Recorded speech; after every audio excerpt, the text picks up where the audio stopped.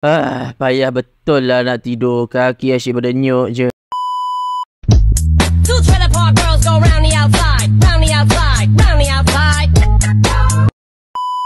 Aku nak minta tolong you guys untuk doakan kesihatan aku dan juga jangan lupa untuk doakan saudara-saudari kita yang berjuang di Palestin sekarang ini. You dengar you rapat? Tanpa melengahkan masa, jom kita start video ini. Is vlog in. So dekat media sosial masih lagi berlega bertebaran di media sosial mengenai rumours untuk DJI Osmo Pocket 3. Sebelum ni ada DJI Pocket 1, DJI Pocket 2 dan sekarang ni macam ada perubahan dari segi nama sikit lah. DJI Osmo Pocket 3. Tapi confirm tak confirm kita tak tahu lagi. Kita nak kena sama-sama tengok besok 25 Oktober 2023 masa dia launch nanti. Welcome to droning on. Now the Pocket 2 was 117 grams, but according to this leaked specification sheet, the new Pocket 3 is 179. Untuk DJI Osmo Pocket 3 dia punya berat lebih kurang 179 gram. Berat sikit daripada DJI Pocket 2 That's quite a significant increase. I'm not sure whether it's going to feel so pocket anymore when you've got that. Tapi walaupun dia agak berat sikit, aku harap berbaloi dan tak terasa sangatlah bila kita pegang tu kan.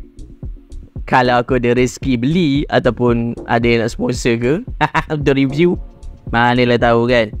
In your pocket. Next, charging time. Now we all want to be able to just charge it up and go.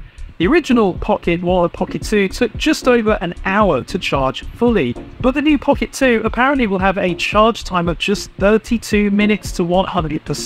Okay, menarik. So, untuk DJI Pocket 2 sebelum ni, kita nak bagi full charge dalam masa lebih kurang sejam juga. Tapi untuk DJI Osmo Pocket 3 ni, dalam masa 16 minit sahaja, kita boleh charge sehingga 80%. Dalam masa 32 minit, dapat charge 100% untuk DJI Osmo Pocket 3. Wow, fast charging nampak? Menarik. Ui, ada juga dia punya fast charging charger dia guna. Dia jual. Oh, tapi kena beli asing lah kan. Menarik. Fast charging is my favourite. A way of providing high ampage and wattage to devices. It's not included with the Pocket 3. Kena beli asing ah. If you look at the charges you have with a lot of your current devices, you might find you already own one. Next is ISO, which effectively is exposure. The original Pocket 2 went down to 100, which is about average in the camera industry, but the Pocket 3 apparently will give you a lowest minimum value of 50. Now, realistically, that's not going to make any difference. The step between 15 to 100 on most modern cameras is actually achieved digitally. The lower the ISO when shooting with a camera, the less grainy the video footage, especially during low light. So you could argue that 50 might give you a less grainy image than 100, but it's going to be minimally. And therefore, the value of this is not significant, but it might please some. Next is storage capacity. Now the Pocket 2 supports storage capacity 56 gig per card. That's not to say you couldn't use a bigger card. So untuk DJI Pocket 2 maximum dia support sampai 256 lah untuk penggunaan micro SD card. So untuk DJI Osmo Pocket 3 macam mana pula? But it wasn't officially supported. Apparently, according to these leaked specifications, that steps up to 512 gig. That's not to say, however, you should be using a 512 gig card. Untuk DJI Osmo Pocket 3 kita boleh guna SD card sampai 512GB. Tapi satu benda lah kita risau, bila simpan terlalu banyak dalam tu, kebarangkalian untuk corrupt tu ada. Smaller card, because not only are they cheaper, but you'll also be more inclined to be in a better process of taking the full card out, storing it somewhere. Tengok dia pun prefer guna storage yang tak terlalu besar.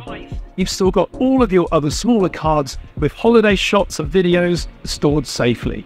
This also mitigates a corrupt card. Imagine you've got a 512GB card full of all of your holiday shots and suddenly it's corrupt or broken. You lose everything. Kalau corrupt pisau mat. Controllable gimbal limits. This is the next topic and it's quite an important one because it determines how much control you have of the gimbal from the device. Gimbal you bet, serious. According to this leaked specification, specification sheet, the Pocket 3 will have reduced controllable gimbal limits for some of the axes. For example, minus 230 degrees to plus 70 equates to 300 degrees of total movement, but the leak suggests a pan limit of 293 degrees. Now, FOV, field of view, is a really important specification for this camera. The original Pocket was 80 degrees, the Pocket 2 stepped up to 93, and that made a significant difference because it meant that the shots felt more cinematic and usable. We don't know anything at the moment about the Pocket 3's FOV, but I felt it was an important specification value to discuss. I just hope it doesn't step down, and if it steps up, then that might be a negative. This is not a GoPro. We don't need the wide field of view unless they give us the ability to step in and out of that FOV to make it customized to however we want to shoot. These are the specs highlighted and showcased in the DJI Neat marketing material. 1-inch sensor. Macam yang aku bagi tahu dalam video sebelum ni, ada 1-inch CMOS sensor. 1-inch sensor. That is quite significant, as you can see by this illustration here, which shows the current 1/17" versus 1-inch. A bigger sensor generally means better low light performance and better image quality. Although I have to say the Pocket never... Kalau 1-inch sensor, aku rasa low light dia lagi power lah, kan? Kalau yang DJI Pocket tu sebelum ni yang bukan 1-inch sensor pun dah power, ini mesti lagi power. With low light, in my opinion, as you can see from this demonstration. Nah, ni tengok DJI Pocket 2 pun dah nice lah low light. Yang terbaru ni tak tahu macam mana kan, mesti lagi better lah. But it was capped at 60 frames per second at 4K with the Pocket 2. So this increase will excite many, especially being able to shoot at 4K 120 and then slow it down in post to get those really cinematic shots. Untuk DJI Pocket 2 sebelum ni, kita dapat shoot 4K 60 fps maximum. Yang ni untuk DJI Osmo Pocket 3 4K resolution 4K dapat shoot 120 frame rate per second ataupun fps. So lagi shock lah kita nak main dalam editing tu kan. Kita nak buat slow-mo apa semua, kita nak berkarya macam mana, mesti lagi best. 2-inch rotatable display. I actually noticed that DJI misspelled that in their marketing material. Ini antara yang menarik sebenarnya. Serius. Rotatable screen ni antara yang menarik tau. So bila screen dia menegak macam ni, kita boleh shoot vertical. Bila dia melintang macam ni, boleh shoot horizontal. Pretty neat because the small tiny screen on the Pocket 2 was always a little bit hard to work with. So being able to rotate the screen around. Tengok, lepas tu dia punya screen lagi besar daripada DJI Pocket 2. 3-axis mechanical gimbal. We all know the gimbal from DJI is fantastic. 3-axis gimbal dia memang best lah. And output. However, something a bit fancy. Tracking. Dan antara yang menarik aku nak tahu